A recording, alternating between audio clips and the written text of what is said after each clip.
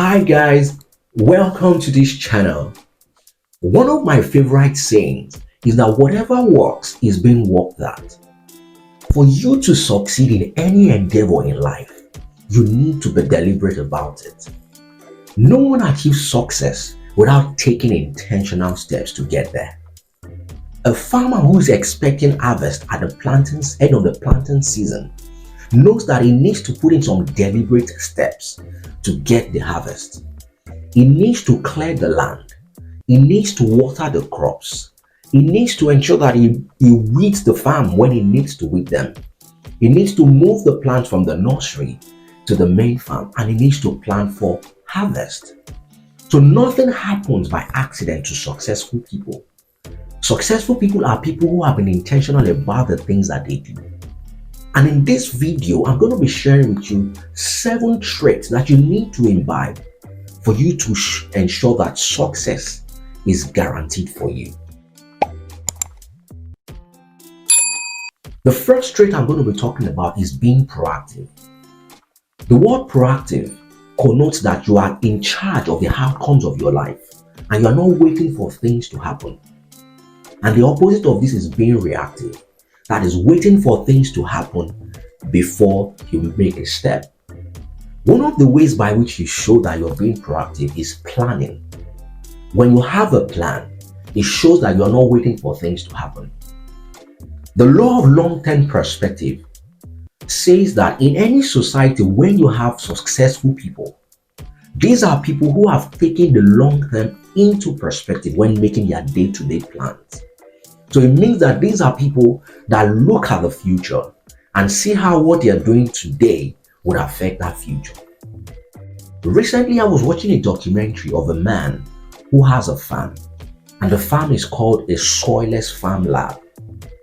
And what he does on that farm is that he's able to control all the conditions of the crops that he plants.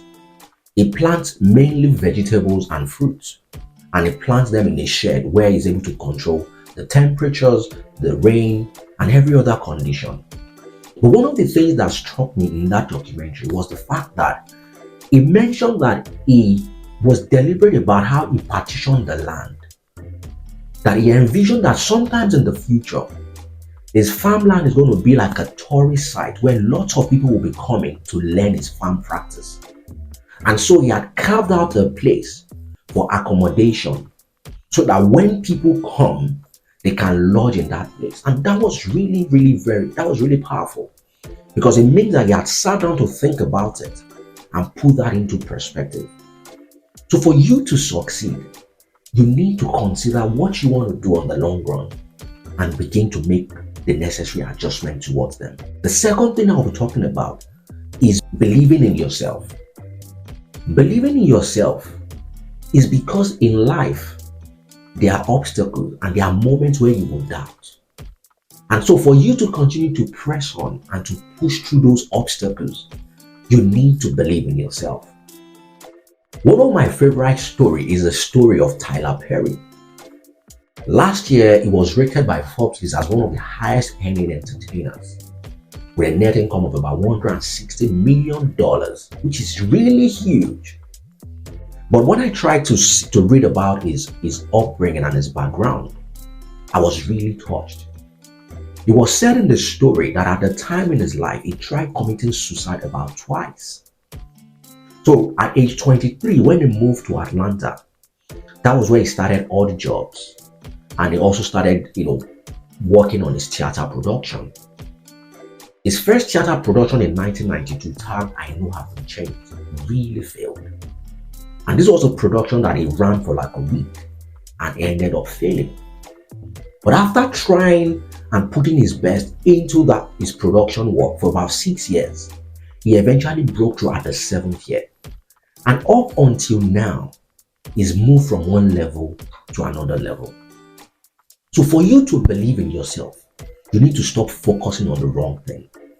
You need to believe and acknowledge your own abilities and your own skill, and surround yourself with people who continue to encourage you to be who you need to be. Because without believing in yourself, the obstacles that you face in life will put you down. The third thing is being emotionally intelligent. Emotional intelligence is the ability to manage your emotions and understand the emotions of other people around you. And the reason why this trait is important is because no man is an island, and we need people to succeed in life. So for that goal of yours to succeed, you need people around you. For that vision to come into life, you need people around you. So emotional intelligence helps you to build bridges and understand other people and acknowledge their good when you need to. Because these are people that would end up going the extra mile for you, even when you're not there. In most organizations, when you hear from a lot of the bosses why some people get promoted, one of the things they say is that these are people who have demonstrated a high level of emotional intelligence, which means that these are people who've been able to manage their colleagues, both their subordinates and the people ahead of them. And this trait is really important for you to succeed because you need to be able to understand people and work well with them. The fourth point is networking. There are tons of research that has shown that networking amongst professionals has led to increased capacity development, increased job opportunities, and further advancement. So what that means is that when people come together to network, they create opportunities. When people come together to network, they are able to learn off each other. And when people come together to network, they're able to develop new ways and better ways of doing things. Recently, I discovered that a lot of the places where I worked, the people who replaced me in those places were people who I personally recommended. And this was not an accident because these were people in my network and it was easy for them to get those jobs because I recommended them. Before COVID, when a lot of people used to go into the offices, it was easy for people to interact and learn off each other and come up with newer and better ways of doing things. So for you to get to succeed at what you're doing, you have to be intentional about the people you are relating with. You need to look for people in that space who are doing what you're doing, who you can learn off, who you can leverage off, so that you can continue to get better at what you're doing. The fifth point is being a continuous learner. In an ever-changing world, it's important to continue to update your knowledge and your skill so that you can remain relevant because things are changing at the speed of light. So you need to focus on the things that will help you improve on what you're currently doing and go for it. So I realized that in the age where people used to use typewriters, there were lots of people who lost jobs when the desktop and the laptops, came into play because they did not learn to use those gadgets. And that is what is happening today. Artificial intelligence is coming to replace a lot of things. So it's become very important that we continue to evolve and improve our skill set.